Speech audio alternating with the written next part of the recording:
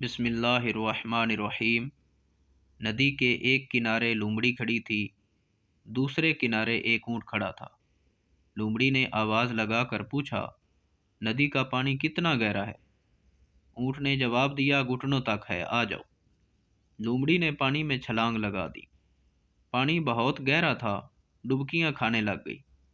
بڑی مشکل سے پانی کے بیچ ایک ابھرے ہوئے پتھر تک پہنچ کر جان بچائی اور چیخ کر بولی، دھوکے باز اونٹ، تو کہتا تھا پانی گھٹنے گھٹنے ہے اور میں مرتے مرتے بچی ہوں۔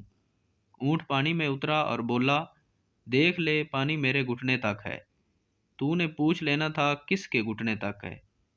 جب بھی زندگی میں کسی سے کوئی مشورہ لو تو وہ اپنے ذاتی تجربات و مشاہدات پر مبنی مشورہ دے گا۔ جو مشورہ دینے والے کے لیے تو فائدہ مند ہو سکتا ہے، لیکن مشورہ لینے والے کو سوچ سمجھ کر پوری بات پر غور و خوض کرنے کے بعد عمل کرنا چاہیے۔ ہو سکتا ہے جلد بازی میں ہر کسی کے مشورے پر عمل کرنے سے نقصان اٹھا بیٹھو۔